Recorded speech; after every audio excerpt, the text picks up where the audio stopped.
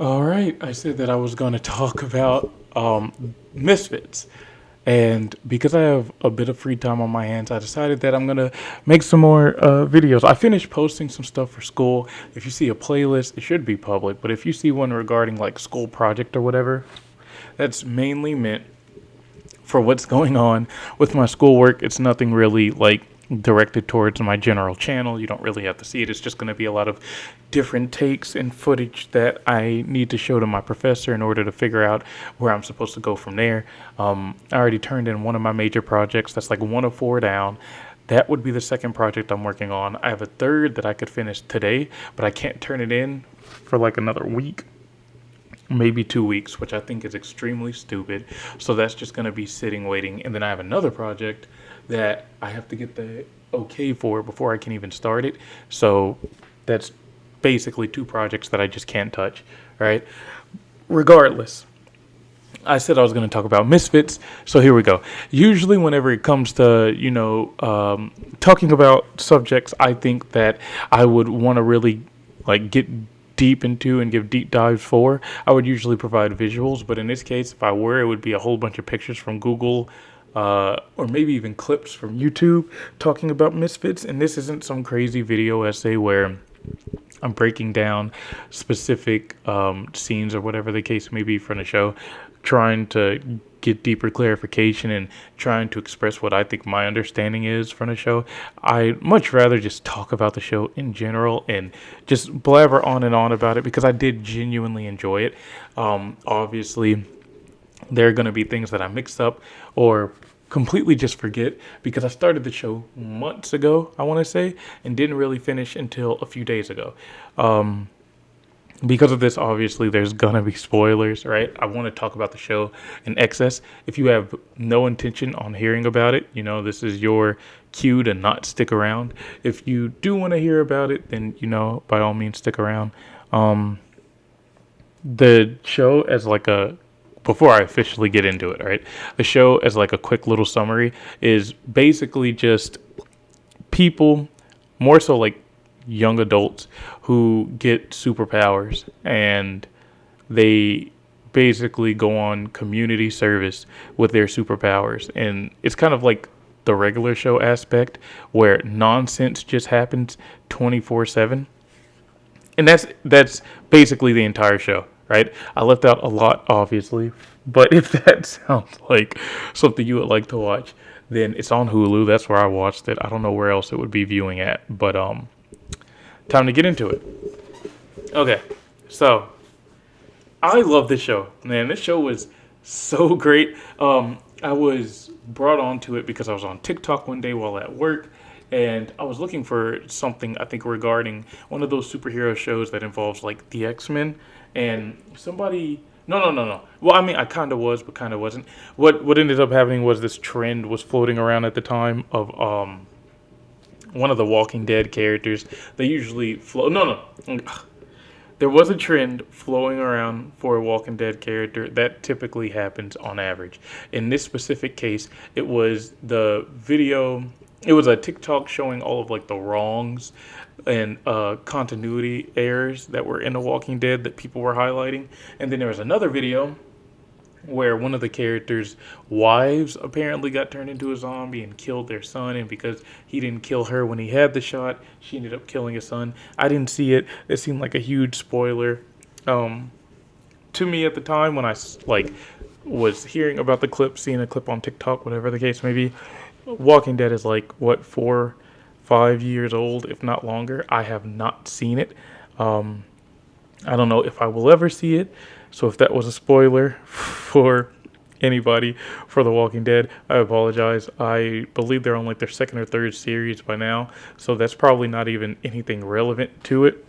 If it is, I'm sorry. Okay. Because of that, because it showed up on TikTok with that scene or whatever, I was like tapping around and scrolling, trying to see what else is going on, what's up with all of that was going down, because it seemed like a pretty interesting story plot or aspect that I personally might be interested in viewing later on, right? And then this animation comes up. It's a stick figure animation. I saw it on TikTok. It was The Walking Dead versus Misfits. and they're going toe to toe with each other. And I forget who won exactly. I want to say it was The Walking Dead. Like the characters from The Walking Dead ended up beating the characters from the Misfits. But while watching stick figures fight, I was like, hold on now. Misfits look like they have superpowers. I was like, what is this? Like, I want to see what this is. And I go and look up or click one of the links on TikTok to Misfits. And there's a scene. It's literally the first episode, which if you've seen it, I'm about to talk about it. If you hadn't seen it, I'm about to talk about it.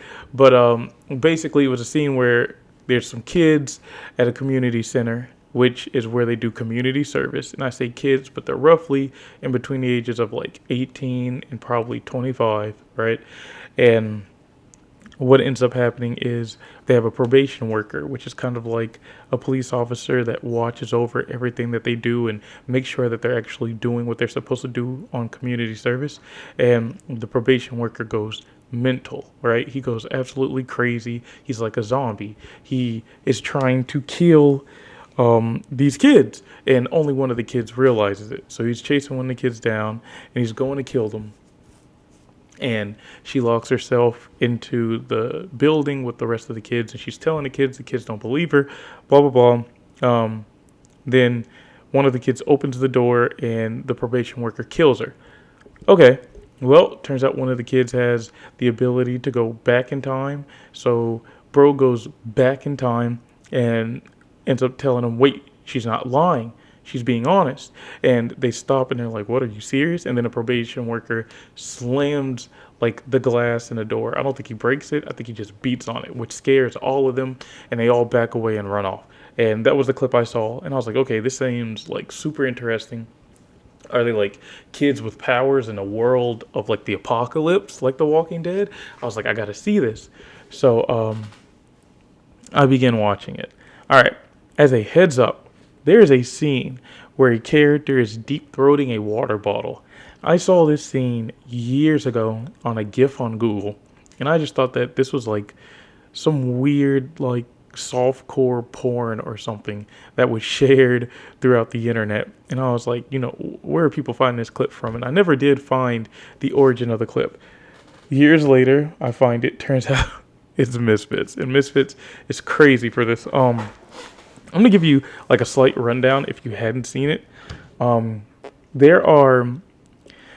the show on Hulu, from what I remember, is described as a... Sorry, I accidentally cut off the recording. I think I'm at the right spot. I didn't go back to re-listen.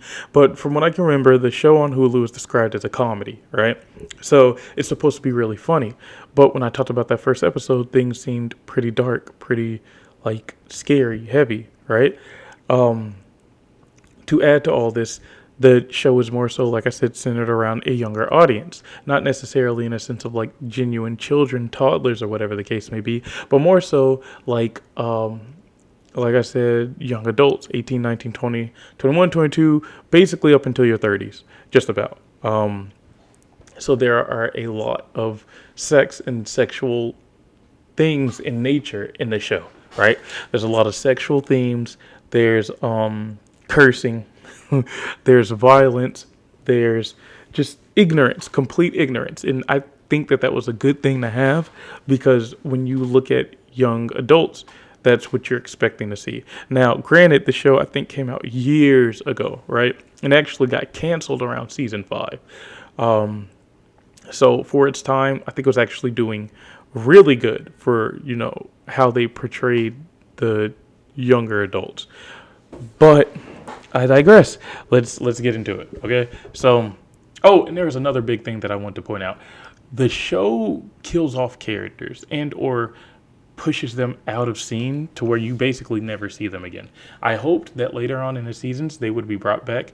They are not. I don't know if the game plan was to bring them back seasons later, or if they were just never going to bring them back. I went to go look up why certain characters were being taken away, and it turns out some had actually gone to jail, or some got caught up in bad conspiracies, or some just did not want to be on a show anymore, right? And to an extent, you get to the point to where there's only one left, and I forget if something happened to them that made them leave, but eventually they get killed off as well.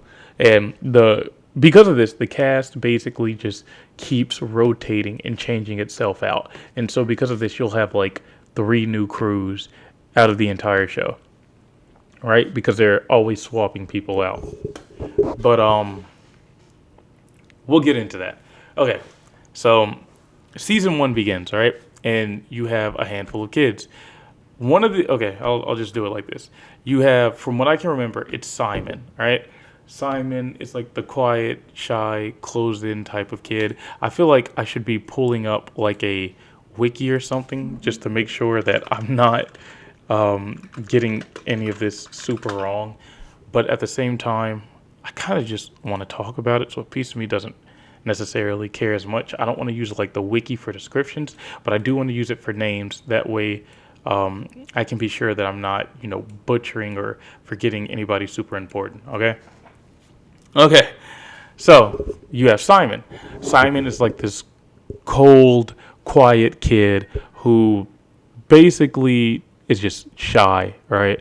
And you can tell he has no friends. Everybody treats him weird, and he has kind of a strange haircut. But his passion is to photograph, so he goes around taking photos of anything and everything, because I guess people just see him as if he's invisible. They don't interact with him much, so it's almost like he's never there. All right, so he takes pictures of everything. All right, and Simon's white. You have Curtis. Curtis is, now I'd say Simon's probably like 5'6", maybe 5'10". All right, now that's a huge jump between heights, but I remember Simon being shorter than me, and I think Curtis being taller than me. Curtis clearly looked like he was like in his 6 foot something, maybe pushing there. Simon looked like he was taller than like 5'4", but maybe not as tall as like 5'8". I could be wrong though. Curtis, black guy, he is an athlete. He's loud, he's outgoing, he's outspoken, he's basically your typical jock. So Simon's like your typical nerd, Curtis is like your typical jock. I don't think Simon wears glasses though. I don't think he has any kind of like speech impediment or anything. He's just closed off personality wise. And Curtis is like the exact opposite. Then you have Kelly. And you're kind of exposed to it the more people describe these characters, because they're more so, as far as I can understand, in the UK, right? So they all have these accents that are not from America. So watching the show with subtitles helped a good bit, but also because in certain situations I'd have to watch with the audio turned down or the audio on mute. So subtitles really did help me a good chunk. But Kelly is this fairly short girl. She's chubby. She's white, and apparently in the face she's ugly, but she has big breasts. And I guess because of that, people kind of see her as somebody they would have sex with, but at the same time, people kind of see her as, I guess, like an ugly girl. Like that's how they interpret her, right? Seeing these characters, I didn't really, like, none of them really made me think that they were ugly or losers, except for maybe Simon. And that's only because of his haircut. Outside of that, he seemed pretty normal, right? But yeah, you get the idea that Simon and Kelly are losers compared to people like Curtis, right? You get Alicia, who's a black girl. So far we have a white guy, a white girl, a black guy, and now a black girl.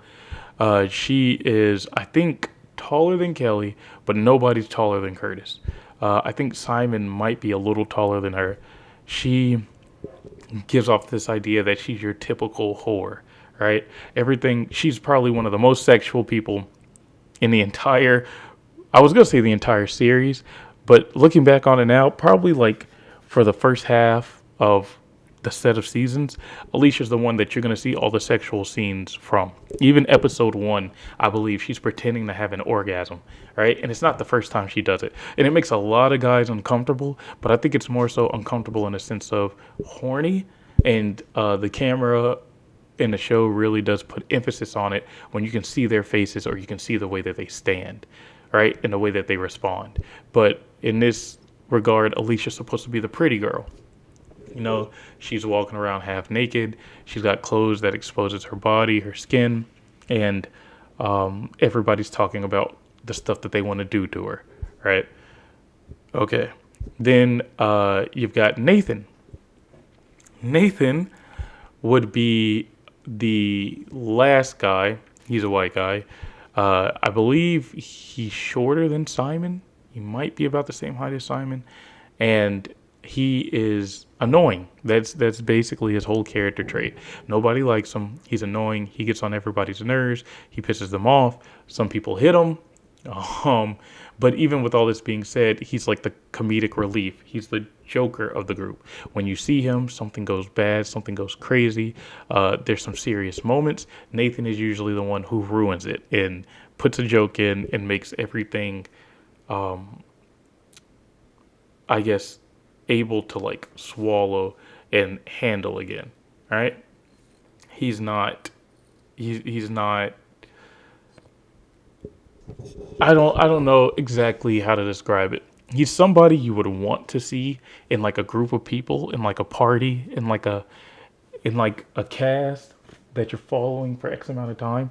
Nathan's one of those people you'd want to see because he keeps moments lighthearted. He's always joking, but at the same time, if you are expecting a certain tone from a group, you'd probably hate him, right? Because he's always talking. He doesn't shut up. He's always making jokes.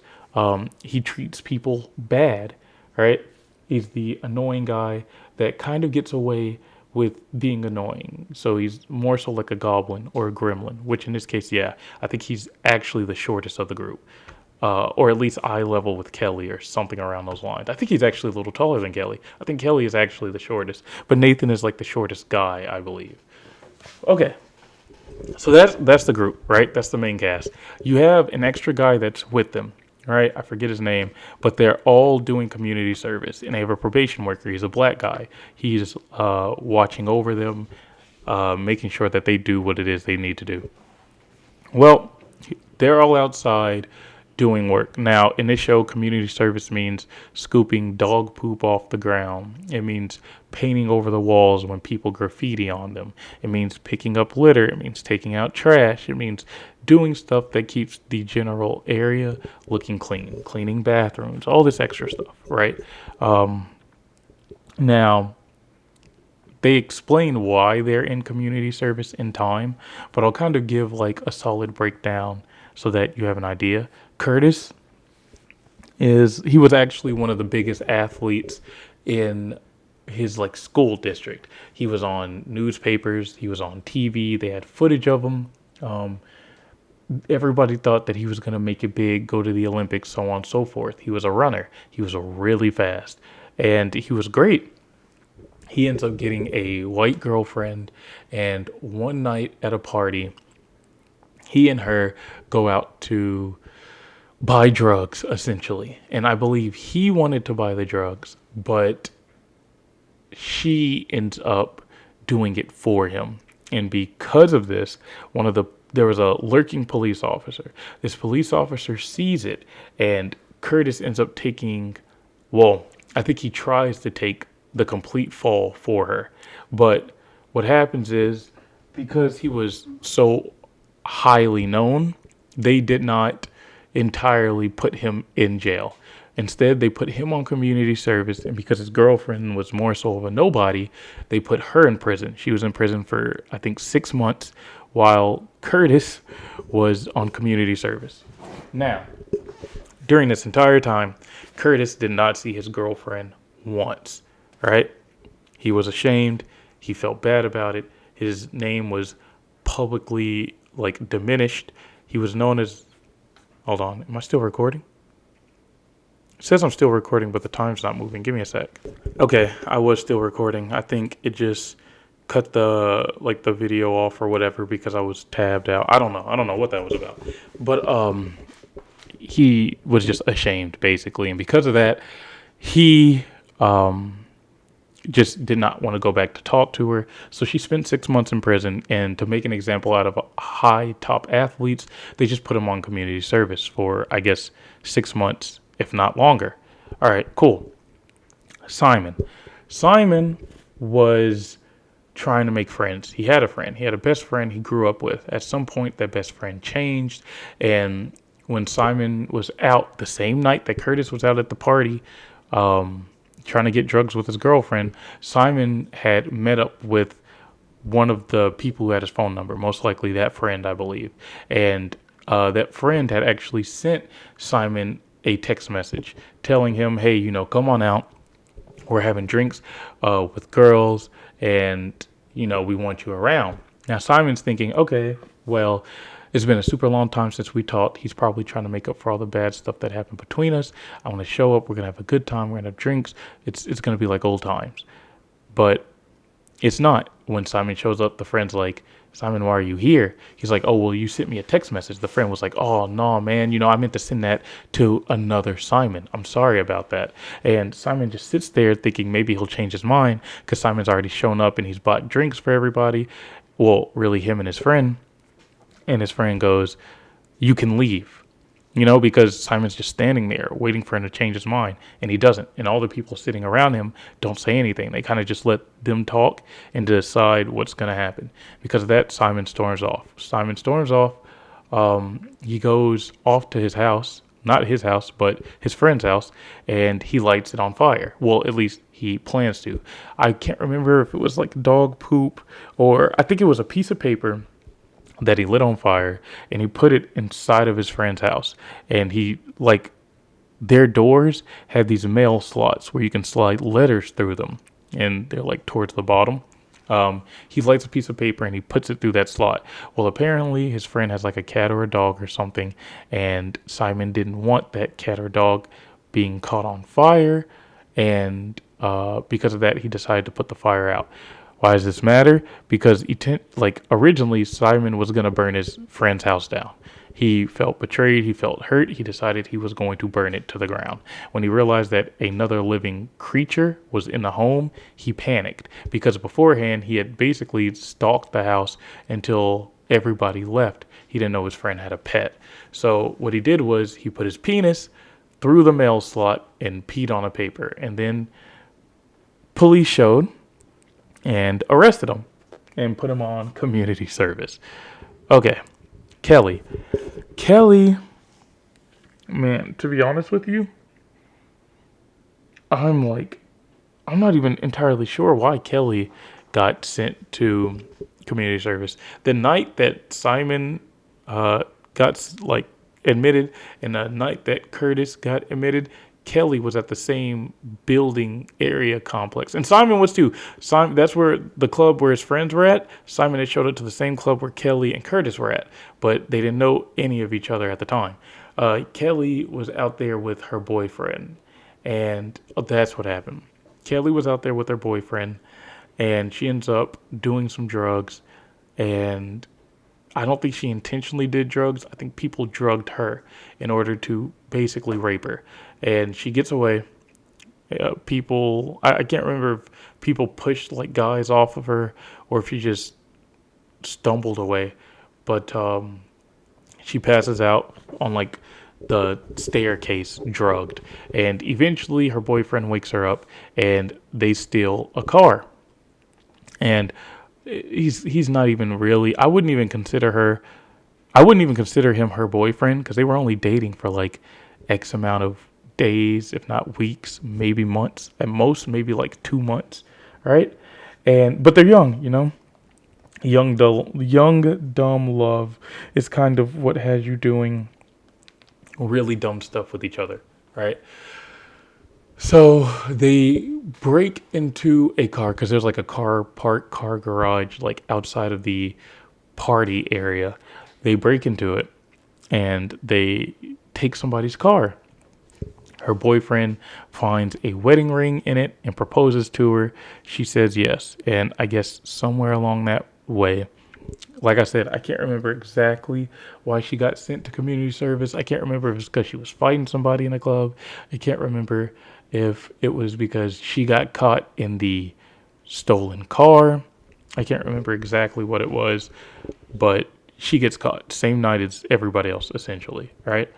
Alicia Alicia's at the same club as everybody else, and she is about to do some drugs. And the police stop her, warn her, and let her go with a warning, right? Even though they catch her with hardcore drugs like they did Curtis and his girlfriend. But she gets let off with a warning. Why? Because she tells the police who the drug dealer is. That same drug dealer is dealing to Curtis and his girlfriend. Police sees Curtis and his girlfriend and catches them. So essentially, Alicia, to save her own skin, basically snitches on Curtis. At the time, they don't know each other. Alicia leaves that party to go to another party. She's heading out with one of her friends, and the police pulls them over because I think her friend is drunk and or on drugs. And I believe Alicia is as well, somehow, right? And no, yeah, Alicia's drunk. And I think Alicia was driving because I think she was the only one with a car. And the police pulls her over and is telling her, like, hey, you know, have you been drinking? And Alicia's trying to sex her way out of it by taking a water bottle. Now, in a demonstration, she uses a water bottle. In actuality, she says it's the breathometer that the police pulls out for her to, take and check to see if she's driving under the influence. And she ends up just deep throating it and sucking it, trying to convince the police to let her go. And obviously, in this regard, it doesn't work because she gets caught that same night and gets put on community service. Nathan, same night as everybody else, right? Nathan, he runs around, just acting like a fool at the bowling alley. And he is, I guess that's one of the spaces where he hangs out often. He's getting candy and snacks and stuff off of like the concession stand at the bowling alley. And he hasn't paid for it. Well, the manager realizes he hasn't paid and tells him, hey, you got to pay. Nathan's like, okay. And then Nathan does it. And he tries to talk his way out of it. And this manager is so patient, man. He gives Nathan like a million tries, right? A million chances. Basically what ends up happening is Nathan runs from him. They run through the bowling alley lanes, and Nathan's dodging them and getting away from him. And I think at one point is screaming rape. And the manager catches him because Nathan tries to dive into where the bowling balls go and the pins go to get like refreshed underneath the lanes. Nathan tries to dive into there to hide, gets caught, and they catch him.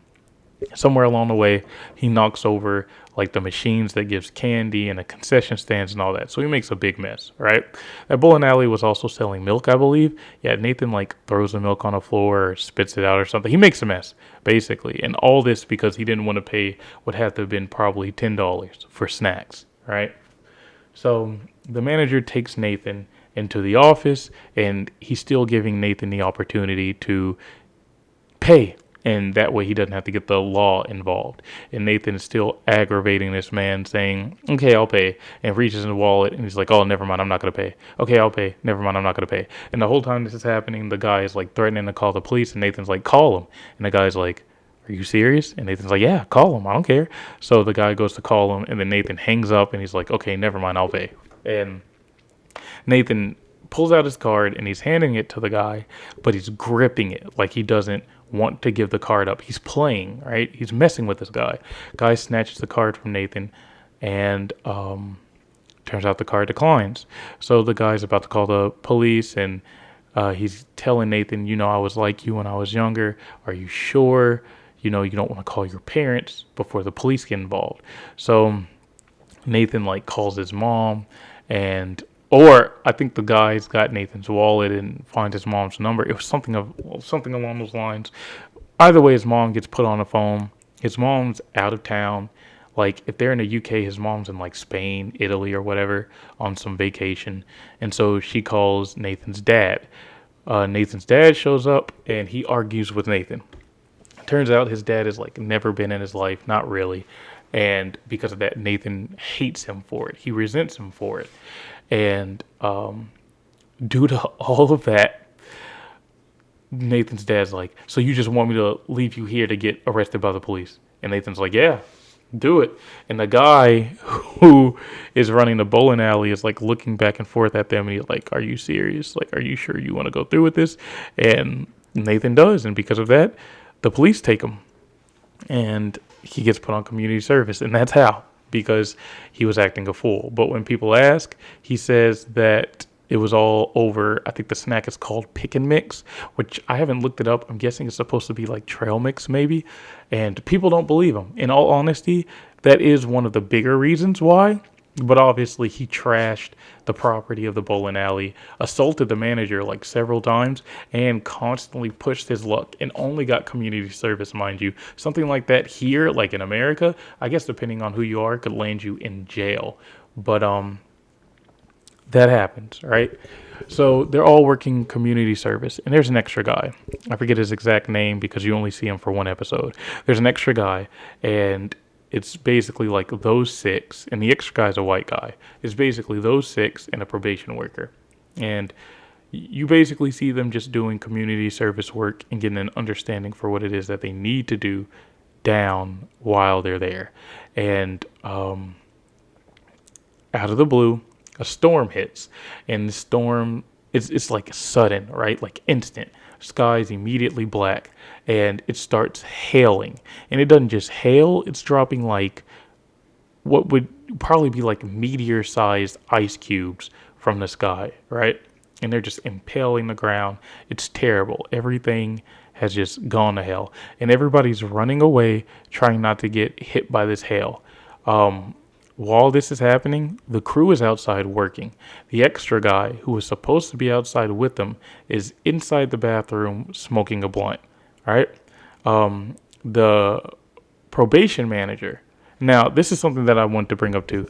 The night that they got arrested, all of them, the probation manager was actually at the same party. He was with his girlfriend. He was taking her out somewhere. They were supposed to, enjoy the night, spend time together, and he was going to propose to her. But somebody broke into their car and took the wedding ring. Newsflash, it was Kelly. But you don't figure it out until much later on. Really Kelly's boyfriend, but still. So those five and the probation worker are outside running from this hail. Now, the probation worker is yelling at these kids. Some of these kids are yelling back at him, saying, don't talk to us like that, or don't cuss at us like that, or they were cussing at him, and he turns back and he's like, you don't talk to me like that. You don't cuss at me like they're going back and forth in the middle of all this hail, right? Now, something you realize during the night where his car got stolen, he has an anger management problem. When his car gets stolen, it's rightfully understood that one is going to like break down a building, right? In anger because A, your car is stolen, but B, your wedding ring, which is something you probably spent a ton of money on, gets stolen that same night, right? You're going to be livid. That's completely understandable.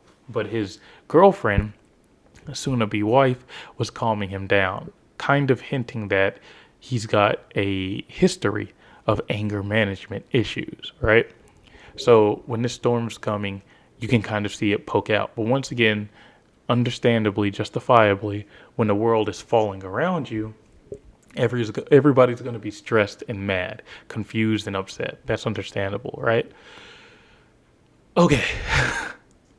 So they dodge all the hail and whatnot, but a lightning bolt strikes, and it's like two or three all in the same area, and it basically hits all six of them, all five of them, plus the probation worker. The other guy's still in the bathroom smoking a joint. So they get up. The storm's over. They're recovering. Everybody's checking with each other, talking to make sure everybody's okay, and that's it. The first time you start to see signs that something's wrong is more so with the probation worker. His eyes change as if something's gotten a hold of him, and he's transforming, right? And because of this, he is just, you can kind of see that something's off, right? All the other kids go home. The other guy's still in the bathroom. Mind you, he heard the hail and stuff hitting. He wasn't paying too much attention to it. He was just trying to get high. He's in one of the stalls. He's smoking. He's smoking the entire time that everybody's gone home. and slept and getting ready to come back the next day. The probation worker goes into the bathroom because he realizes something is changing about him and something's made him different. And the guy who's smoking hears somebody come into the bathroom. And I think he hears the probation worker muttering to himself. And he realizes, oh my God, I'm smoking on community service. If this guy catches me, I could go to jail or be on service longer. So he's trying to swallow the smoke and flush the blunt away. And uh, like waft or wave, do that thing with his hand where he's like waving around trying to get the smoke out of like the atmosphere. And so the community, the probation worker stops and he's like, somebody's here. And he goes and he checks the stall and he sees the guy. He's mad. The probation worker is mad. And it's beyond mad. Like I said, he's possessed by something. His eyes change. And he basically like kicks the stall in and murders this guy. He murders one of the kids on community service. And there's blood all over like the walls and the bathroom and whatnot. And the probation worker goes home. They come back the next day, all of them, and they're mentioning that this other guy's missing, but half of everybody else is kind of just shrugging it off, like, oh, well, maybe he skipped, maybe he decided not to come, whatever the case may be. Somewhere along the way, Kelly ends up making the probation worker mad. I forgot what he did or what he said, but it was something that was kind of impulsive, like in a way, invasive. I guess trying to teach the kids that they can be better, but at the same time, he's so angry that he can't do it in a commonsensical kind of way, right? And so he's like grabbing on Kelly, and Kelly's like demanding that he let go, demanding that he stops, and he doesn't. So she like pushes him off of her and runs. That's when he chases her. His eyes are changed, and she realizes this guy's crazy. So she runs in, and that's where we continue off where I first started, telling the gang, hey, this guy's insane. This guy's crazy. This guy just tried to kill me. And everybody's like, yeah, right, whatever. That's not the case at all, right? No way. Now, somewhere in there and in between there, their power started manifesting, right? So, for example, Simon goes invisible. And he is able to like walk around and see everybody and see what they're doing and everything, but nobody can hear him or nobody can see him. So that was making me believe that he wasn't just invisible because nobody could hear him. Therefore, he must be moving through a different dimension, a different plane, because he was talking to them and nobody was reaching out. Now, it could be that he was just talking low, but considering that they were in a closed environment where everybody was close, for them to not acknowledge his existence, to not feel his presence, means that he was a lot more than just invisible. But that's how they decided to play it off, is that he was invisible, right? That's what everybody was claiming. Obviously, when he found out, he didn't tell anybody. Kelly was realizing that she can hear people's thoughts, but she didn't tell anybody because when you're hearing somebody talk, but you're not seeing their mouth move, you're probably not going to assume you're hearing their thoughts, right? Because Kelly wasn't officially looking at their face. It was kind of like the corner of her eye, and she would comment to something somebody would say, and they'd be like, what are you talking about? I never said that. And she's like, oh my God, I'm tripping. But she's not, and she knows she's not. So Kelly's running in. She's telling them the probation worker's trying to kill her, and everybody's like, yeah, right. So Nathan goes and he opens the door. Probation worker, actually, no. I think Nathan opens the door and probation worker just murders Kelly. And Curtis sees it happen. Everybody's terrified and trying to run off.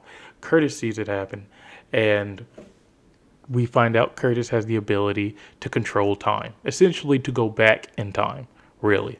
And it's kind of like an adrenaline rush kind of thing. Whereas so far with Kelly and Simon, they kind of just do it from the looks of it, right? And it doesn't seem like they have complete control over it. It seems more so like it's just by chance, at least starting out, because it's turning on, right?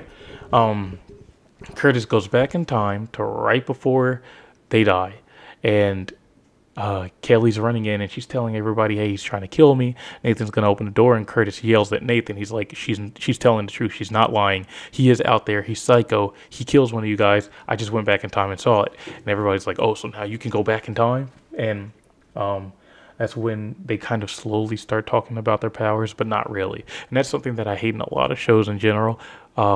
Whenever something big and important can be shared, most times they choose not to share it until the last minute, which if they had shared it sooner, things could have been different, right? But when they talk about that and realize it, the probation worker hits the door, everybody panics and runs off. From what I can remember, the probation worker dies. How does he die? I can't remember exactly, but they end up killing him. I think Kelly or Aisha, it was one of them, somebody. I don't think it was Curtis or Nathan or Simon. I think it was one of the females. They hit the probation worker like over the head with a fire extinguisher or a pole, something, right? And it just kills him. One hit KO murders him. And they bury him. They like put him in a wheelbarrow. They take some shovels. They go out back and they bury him. All right. Probation worker's dead.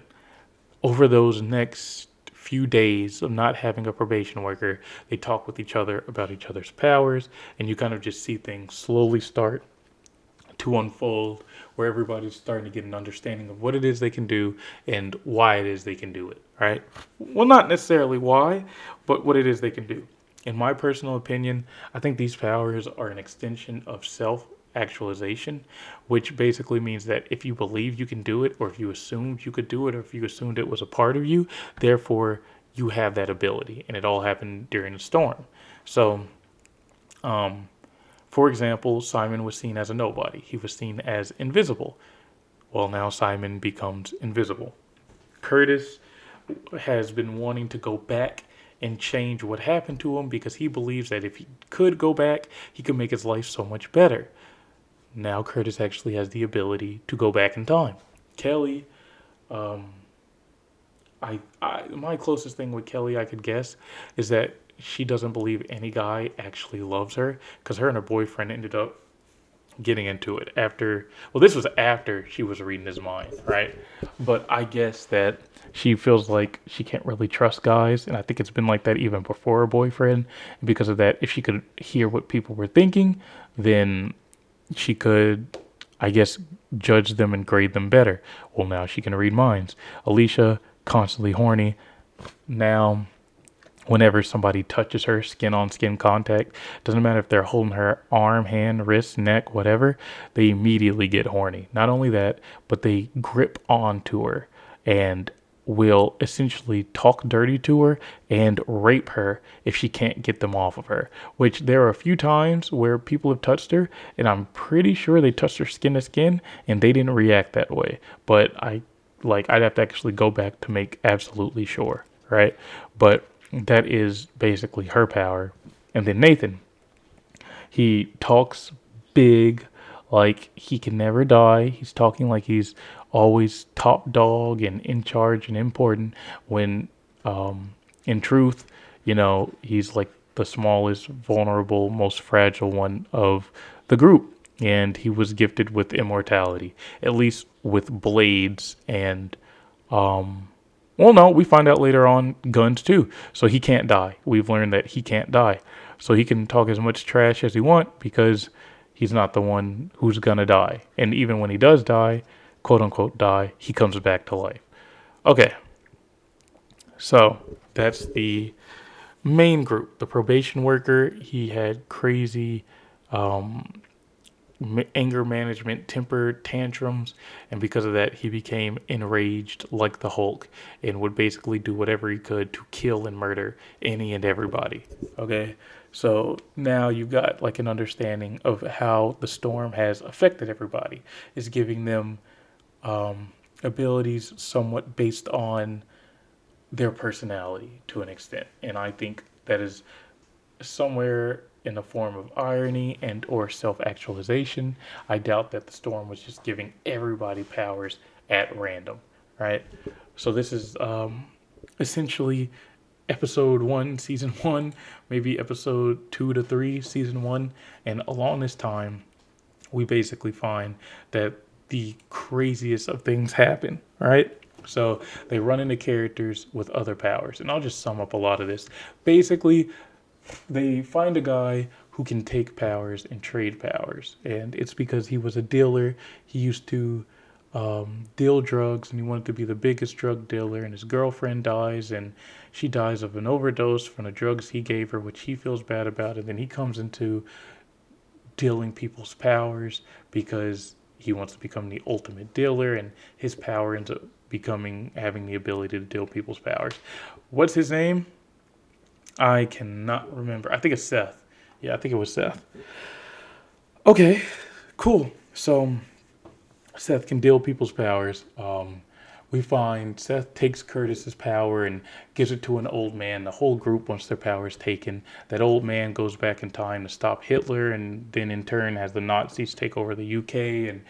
And Seth ends up still having his same power in that alternate universe. I think most of everybody does, and he gives his power, the time power, back to Kelly, so Kelly can go back in time and basically stop Hitler from getting his hands on the old man who went back in time's phone and furthering advancing the technology to be like to create a super Nazi environment. Like basically they fight against Hitler, right? That's one of the plots that you see for an episode.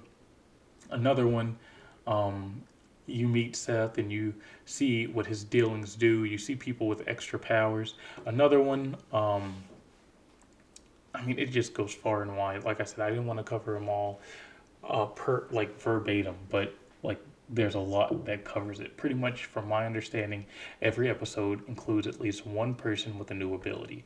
And if it's not one person with a new ability, then it's somebody with an ability we've already seen that's slowly evolving. For example, the probation worker that dies, his wife ends up being a probation worker as well, and she's trying to figure out what's going on with her husband because he's gone missing. They lie and tell her that he was having sex with one of the kids and they ran away together, and everybody's telling her, just dismiss it, which I think is really crazy because it's almost like they have no real police force in the UK during the show at all, right? Because a man gets murdered, goes missing. They don't know anything about it. The kids also bury the dead kid that the probation worker killed because they find his remains as well, and nobody asks about it. Um, the woman goes in, like his wife, and she's trying to figure out what's going on. Simon ends up taking a probation worker's card and spending it somewhere to throw people off of their trail, and everybody's congratulating him, but at the same time, Simon has the ability now to where he can control his invisibility. It basically works in a sense of as long as nobody's watching him do it, he can go invisible, which I don't believe it's invisible. I think he jumps to another plane of existence to where he cannot be seen. And the reason why I say this is because, like I said, he's talked to people and they couldn't really hear him. He's been like right behind people and they've never felt him. He can take objects around him while he's going invisible and they go invisible with him. So it's not like if he picks up a sword, it's not a floating sword. It is an invisible sword with an invisible man. You are fighting a ghost. You can't see him. You can't feel him. He can kill you instantly, right? And they just kept referring to it as invisibility.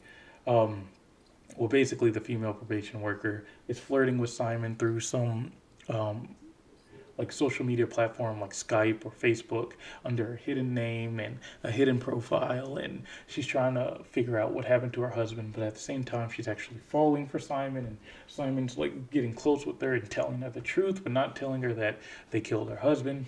And she ends up like pushing too close to where she's telling Simon she shouldn't do anything sexual with him, but then pushes it to where she's going to, and she's trying to help Simon make his friends jealous and kissing him in a bar, touching him, and all this kinds of stuff. It's crazy, right? Because this is a grown woman. She's like in her 30s to 40s. And she's threatening to tell the police what she's found out because she finds that Simon actually killed her husband because he records and takes pictures of everything, and he records conversations where they've talked about killing a probation worker, which they talk about it pretty often because Nathan doesn't know how to shut his big mouth. They got it on recording. She ends up being at Simon's house at one point, finds his recording, and is going to go use it to deliver it to the police. Simon kills her before that happens. He didn't intentionally try to kill her. She ended up like knocking his head against a glass mirror without even giving him the opportunity to respond to her, like trying to convince him to be a better person. And while he's bloody on the floor and trying to come back to his senses, she takes off and he chases after her, and he ends up pushing her and knocks her head against the door, which just immediately kills her, like a back of the head blow, which you'll see a lot in the show. But she dies because of it, and then he has to go bury her body. He didn't tell the gang, so nobody knew what happened until much, much later on. And then when they figured it out, they were like, "Oh my gosh, you killed the probation worker. Why would you do it? What was going on? What was going on between you guys?" And he doesn't really talk about it too much, but naturally, Nathan makes jokes about it, and it pisses Simon off. Nathan was always bullying Simon. Occasionally, people would stop him from doing it, but for the most part, Nathan would just keep doing it until Simon stood up for herself more and more, in which Nathan started to respect him, which you actually see, and that's something that I liked. You see, like, the characters aren't static, they're dynamic. So, as characters, they are actually changing in a show. Simon stops being shy and submissive and small and starts standing up for himself. Nathan stops being annoying and hateful, like people start enjoying him. Curtis stops being negative and regretful and starts accepting his past to future. Like everybody changes, right? Um, so, time fast forwards, and Curtis starts dating Alicia, but they can't do anything physical because whenever they touch her, whatever happens. And the thing is, like, at one point, she starts forcing herself on men, and they can't help themselves but do, like, whatever she wants them to do.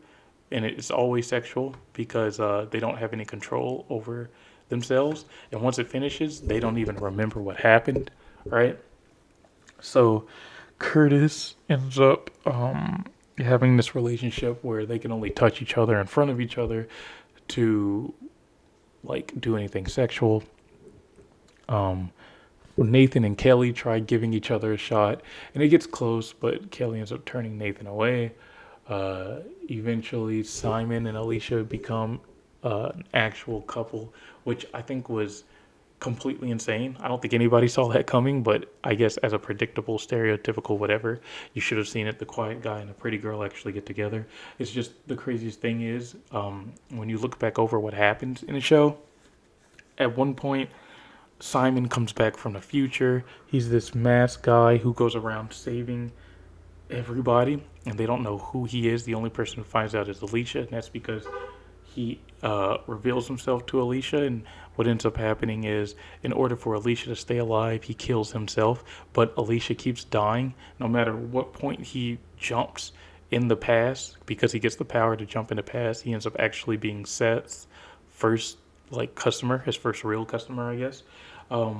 Because of this, no matter how many times he jumps back in the past, he always dies trying to protect Alicia, and Alicia always dies trying to get him to not become the person that he becomes, but it's doomed to happen for eternity. So it's on this loop, and it happens at different intervals. So when we see it, we see Simon dying. We see him dying at a certain point to save Alicia, right?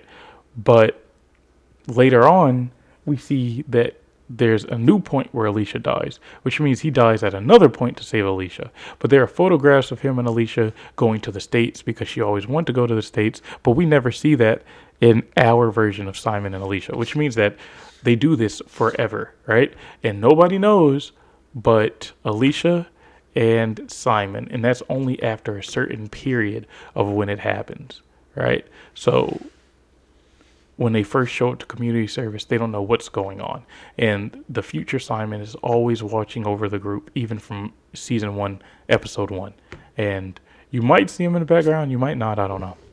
But I thought that was Really crazy. She falls in love with future Simon, and Simon becomes future Simon so that she can fall in love with him. And she knows it, and she's basically like putting him through this ringer of forcing him to become the person that she loves, while at the same time trying to keep him from becoming the person that sacrifices himself, even though he has to do it anyway.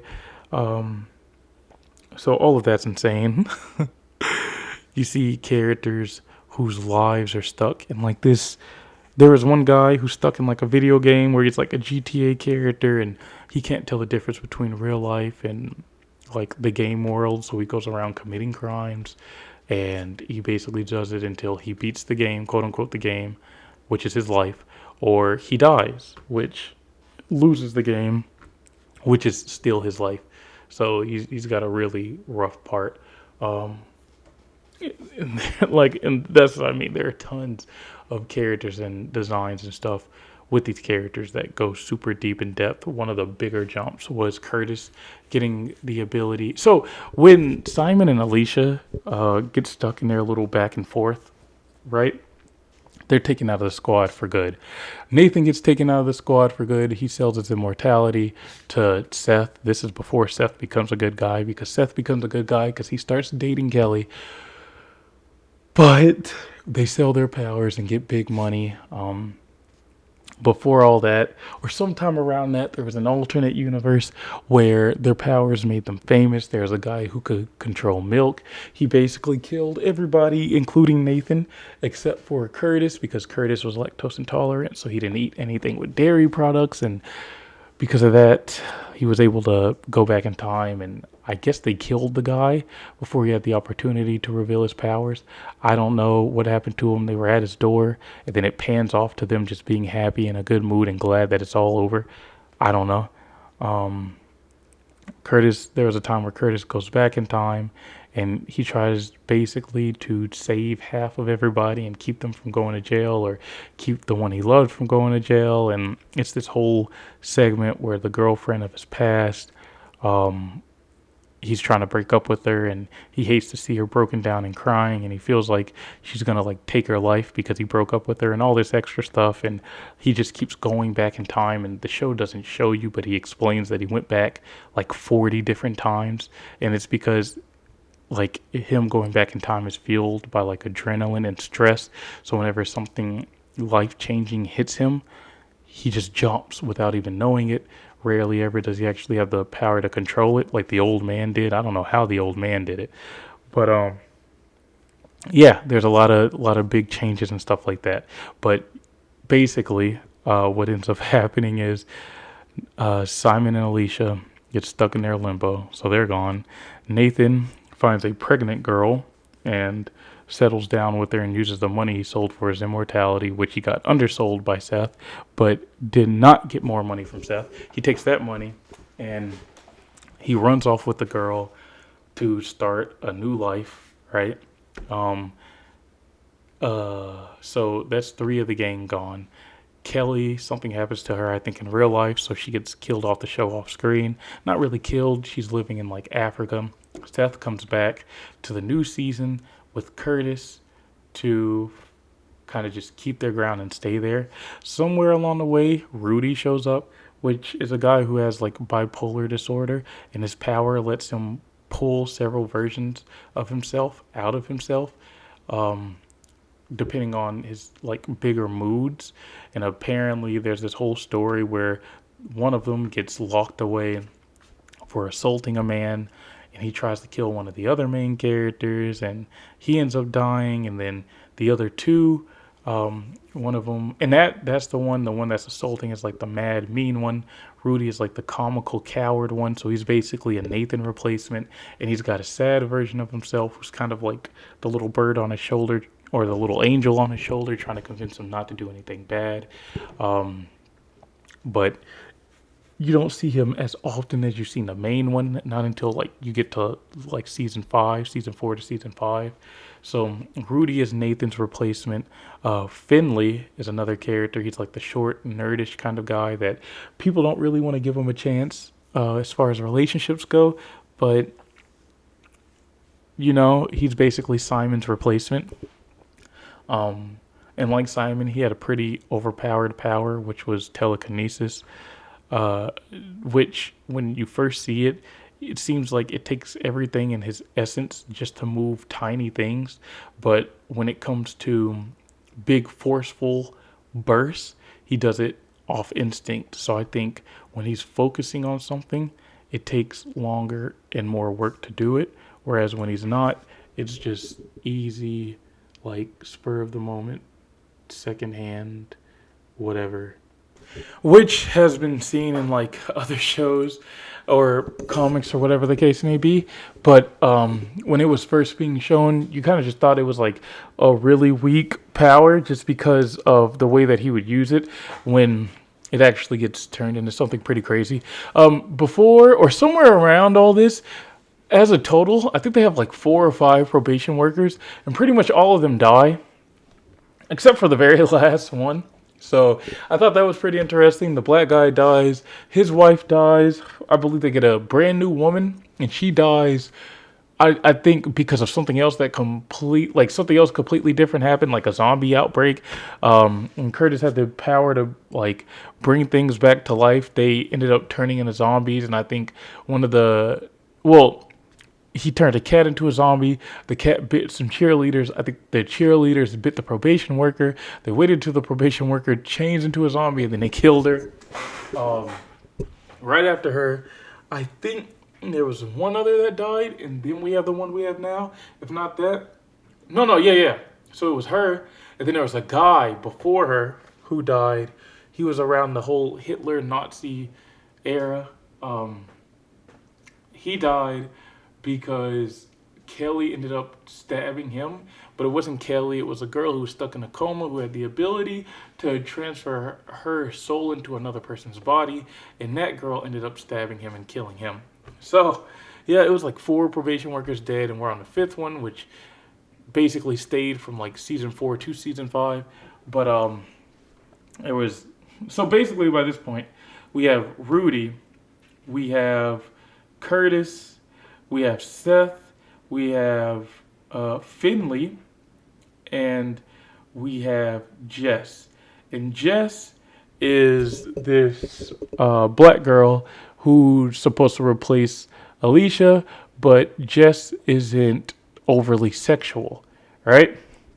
At least not a whole bunch. Her character kind of gives off a vibe that she might be like the actual new Alicia, but for the most part, she seems pretty closed off, right? Not like Simon closed off, but more so like she fools around with guys that she thinks are attractive and not really whoever else or whatever the case may be, right? Okay.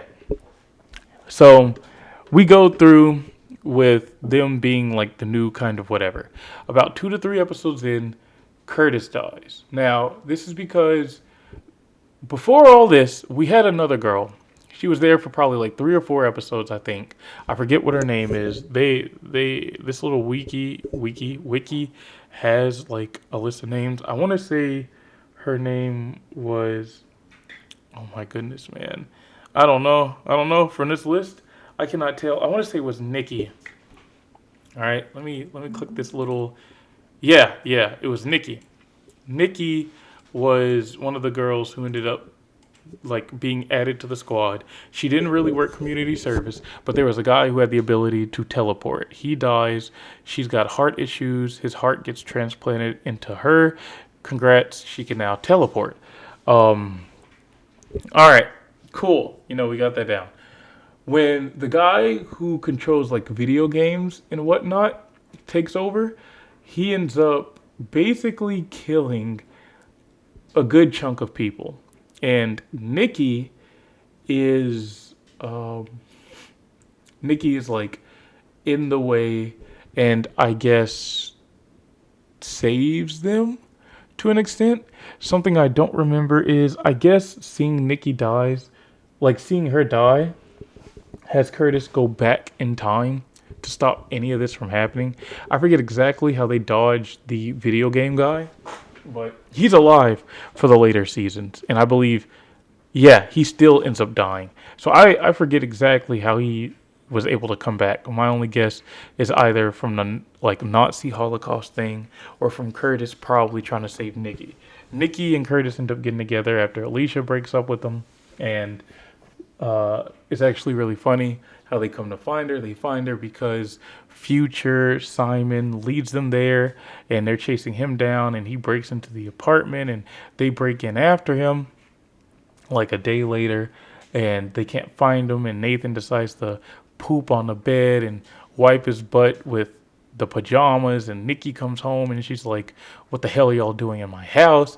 She finds out about it and everything just goes to hell. Somewhere along this way, Curtis was already flirting with her because he had this future vision of her and him being together, and he was dressed as a superhero, and I guess they were all just trying to figure out, like Curtis was trying to figure out what was going on. He didn't tell anybody about the future he saw, though. He kind of just waited to see what would happen, which we actually get to see that scene in real time, and we don't see Curtis jump back in time. So I don't know if, like, because he jumped back in time, that was a predictable, possible future, and because of that, like, it doesn't repeat itself, if it's like a paradox. I don't know. Time works very strange. But yeah, so what ends up happening is she convinces Curtis that they don't need their powers. Now, Alicia was the very first one to get her powers sold to Seth, right? But everybody else follows suit, even Simon. And because of this, and the thing is, she actually lied to Simon and told him that his future self told him to sell his powers, even though he knows that's something that he wouldn't do. But he did it because he believed her, and it turns out that she was lying, and obviously it's an issue. But because of all this, right after Curtis loses his power to go back in time, Nikki gets killed. Nikki gets killed. I forget exactly by who. I want to say maybe the video game character. I'm probably wrong on that, though. Somebody has a gun, and they're like chasing this guy down or whatever. And Nathan is standing in front of everybody. And originally, I think Nathan was like, oh, I'll let the guy shoot me. I'm immortal. And they were like, Nathan, you sold your powers. And Nathan was like, oh my God. And like he dodges out of the way right before the guy shoots. And Curtis's girlfriend, Nikki, is coming into the bar and it ends up hitting her and she dies. And the guy runs off. I think it was the video game guy. So no matter how you spin it, he still ends up killing Nikki like it was a canon event. Okay. After all this happens, all right, you got the new crew, Rudy, Jess, Curtis, Seth, and Finley, all right? Okay, well, Seth ends up leaving because he's going to go stay with Kelly way out in, like, Africa.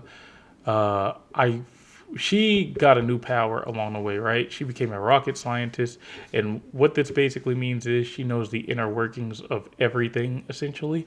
She can build and create pretty much anything, and she uses her abilities to deactivate landmines that are dormant on African soil, but that can still kill the residents, including children. And she works towards building better machines and foundations and houses and such for said children so they have a place to live. Okay, cool. So because Kelly's doing that, Seth decides to follow suit. I think somewhere along the way, Kelly dies or Kelly breaks up with him, one of the two. And something happens to Seth where he basically ends up leaving again. I can't remember if...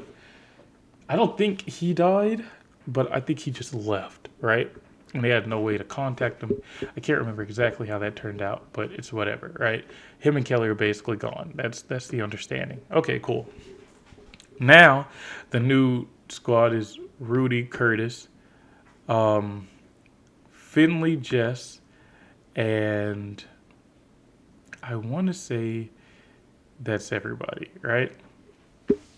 Okay. Well, with Curtis' ability to bring people back from the dead, he ends up warning everybody that because of it, it had this whole zombie apocalypse effect. But something happens where this girl sets him up, and her power is that she becomes this actress from a play that she was starring in, and it takes over her whole personality. She actually becomes this woman who basically manipulates men and is willing to do anything to get other men to do what she wants, including hurting herself. And instead of just going to the police, she just cons men. So maybe she has some kind of actual pull over men. I can't remember for sure. But because of all this, um, Curtis gets caught up in this crazy drama. She was claiming to be a trainee probation worker, but she really wasn't. And Curtis like kills a man that got fooled by her for killing a man that she fooled beforehand. So it was like a trend. And in the process of doing so, he brings the man back to life just for everybody to kill that man again because of the zombie outbreak. That man was attacking everybody in the dark. I don't know how he didn't bite Rudy. Rudy was vulnerable several times and still didn't get bit. Somehow Curtis did, though. And Curtis is zombie. What happens when you're a zombie is you're your normal self, but you can hear and sense the heartbeat of just living things around you.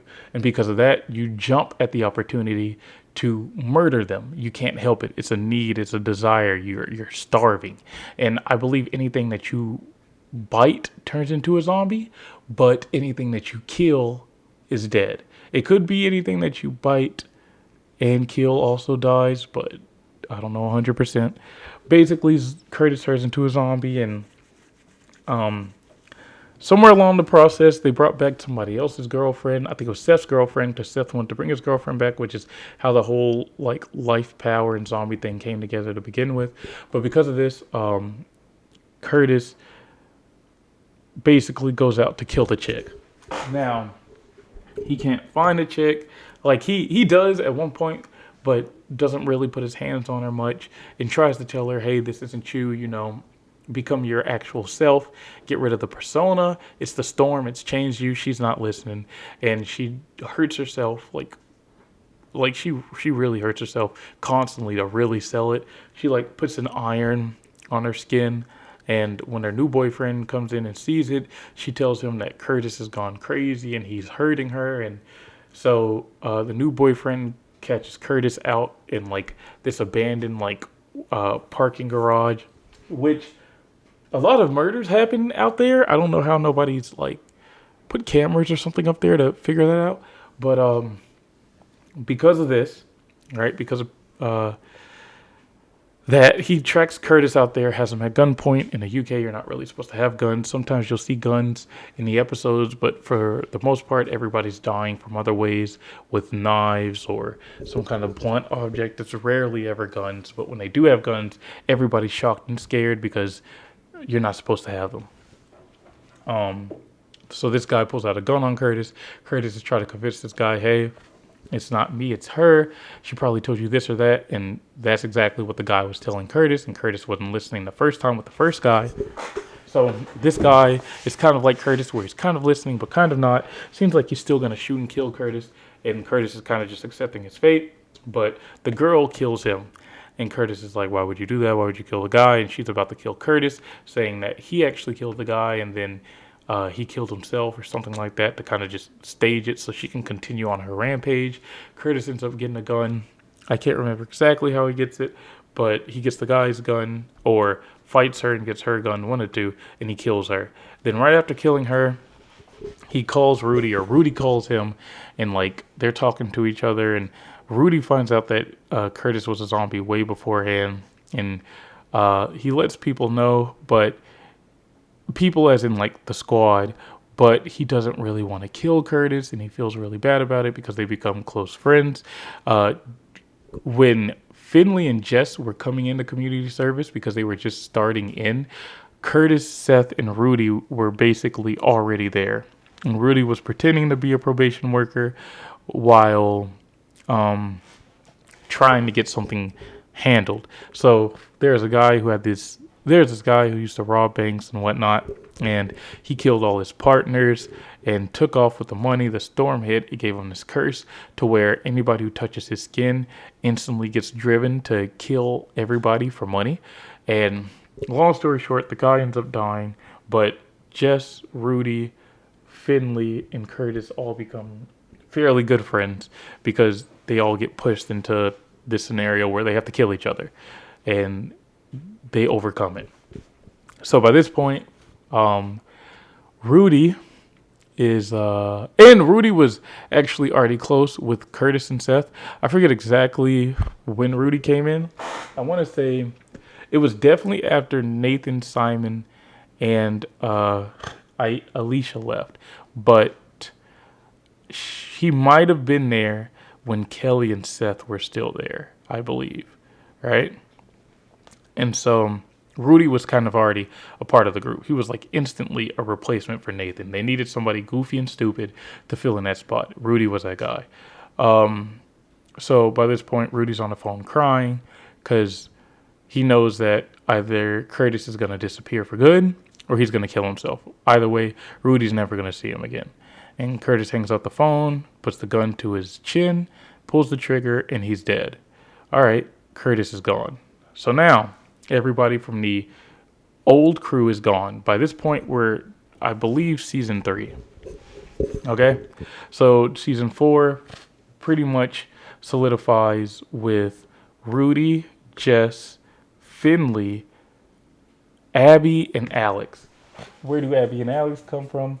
Abby is when you meet her, she's like completely mysterious. You don't know where she's from, who she is, what she doesn't even know, right? Abby turns out to be this imaginary friend that this girl had. When a storm hit, she came to life. She's still human, right? She's just different, and it's weird. She's had sex with tons of guys, from what we can tell, right? Tons of them, and like never catches an STD and never uses a condom. So I guess she's immune to a lot of things that could affect humans. She took enough pills to overdose, and it didn't kill her. She's been put in situations where I guess she pretty much should have died. She watched her boyfriend, who was a turtle, get turned into a human again, and he died right in front of her, and she should have been next, but somehow fate saved her. I don't understand, right? That's Abby. And then you have Alex, who is a guy who works at a bar. He got his penis stolen by a trans woman, and he was actually really close with Jess. Like I said, at this time, Jess was supposed to be the new Alicia. She'd flirt with Finley, but Finley would end up getting a blowjob from his stepmom and almost having sex with her, but didn't go through with it. So he ruined his chances with Jess, and then Jess would basically go for Alex, end up having sex with Alex whenever he got his penis back, and they ended up breaking up because Alex turned out to be a whore. And then she'd fall in love with Rudy, and her and Rudy were supposed to have a baby, and turns out that she cheated on Rudy with another guy, and her future self sent a video to her past self to kill the other guy, but let his nuts stay in her so that she could get pregnant and raise the baby with Rudy. It's a lot, right? It's crazy. And I could keep going deeper and deeper into the explanations of everything, but everything's kind of just popcorn and all around the place because I'm not doing this like episode by episode where like I'm reading, everything that happens. If somebody wants some kind of like a, I guess, summed up version of episodes and whatnot, I guess I could give it. But to be honestly, I really just want to make the show after finishing season 5 because I think it was the episode right before the last or the episode right before that for season 5 that I thought was just the funniest, right? And I really want to talk about it. Now it's kind of like blanking on me. But Rudy started calling Alex the raper and Alex was saying he's not a rapist, he's not the raper, stop calling him that. But there was actually a point where Finley was with that digital girl and Alex was about to rape her to take her power, right?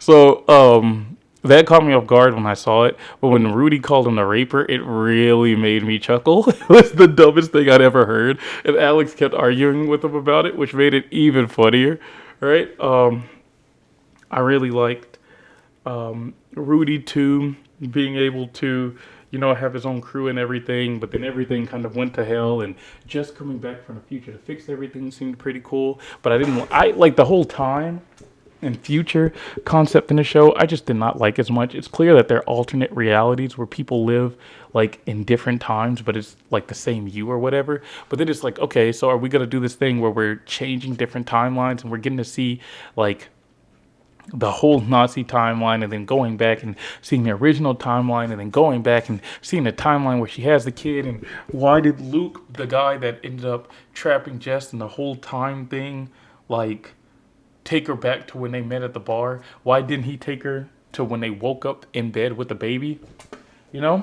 What was the point of that? Like, what's going on? He talked about doing this with other girls. Is he able to actually travel through time? Because it seemed like he could only affect time in his own life, right? It didn't seem like he could go back to when he was born, right? So what happens to the other girls? Like, do they honestly just not remember a thing and they never had a kid and they never met him? Like, does he live a whole life and then come back and just keep restarting? Like, how does that happen? And why didn't he go back when Jess stabbed him in the bathroom and killed him right after he nutted? What's going on? There are so many like questions that I want to ask, that I want to talk about, because there's stuff in there that like just really makes you think and has you going like, okay, so how this happened? How did we get to this point? How is this even allowed? Shouldn't there be some kind of whatever to change this or change that or determine this? And then with the people who are coming back, how was the soul of the female probation worker able to get on top of Simon when they were in bed and undress him and touch him and pick up the phone and film everything as if she were an actual human being when she was supposed to be a soul? How was Curtis able to have sex with the girl who had dedicated her life to God? What happens to the souls when they push on? Because they made it seem like they were traversing this land of whatever, but then at the same time said that there was no God. So it's like, do they get sent to other gods? Is it people with powers who don't get to meet like the actual religion? Like, what goes on with all this stuff, right? And why did the girl cutting Alicia's neck determine that she actually gets to meet peace? I don't think Alicia was any one of the girls who ended up affecting her outside of knowing her, before she got the powers, right? For the most part, it was Nathan that killed her, but Nathan wasn't there. So why didn't Nathan be haunted by her, by like the ghost guy? Why was she linked to Alicia? Like, it was just so strange, man. There were so many questions, and I guess I could go a bit more in depth, but it is getting late, and this video is pushing over an hour, and I still got some stuff to do. So I guess that's it for now. I really did love the show, though. If it got a season 6, would I watch it? Maybe. The show uses a lot of like turns and stuff that you can't use today, but they were using it way back when, which I think really just made the show what it was. They didn't pull any punches. Things were real. They talked the way people talk to this day, just not the way that people normally talk on like TV or whatever the case may be.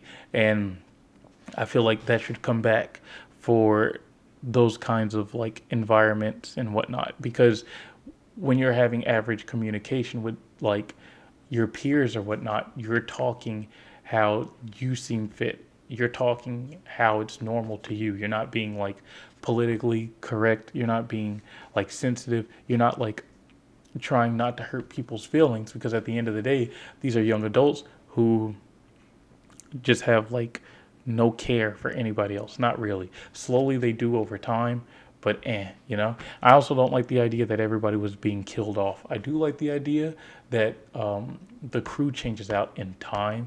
It gives me like the DC Legends of Tomorrow vibe, which I stopped after a certain season. But yeah, the idea that they just continuously get murdered and replaced with people who are supposed to be like them. I mean, the idea of it becoming fresh is still pretty cool. I just don't like seeing the characters that we spent all this time following and rooting for dying, right? There could have been a better way of brushing them off, but the show really did build up to seem as if we were going to get a show with superheroes, young adult superheroes, which reminded me of, not necessarily, I think the series was called The Gifted, where it was like X-Men centered. Not that one, but the movie where like the girl had two like wolves or two bears fighting inside of her, and the other girl, which I think was Magic, the girl who could like hop from dimensions and had a little dragon, like her imagination was reality to an extent. Like it seemed like the show was going in that direction, and I think that would have been an amazing show to see. Please put them in like DC or something, right? But yeah, I guess that's it. Peace. Bye. Eat my balls.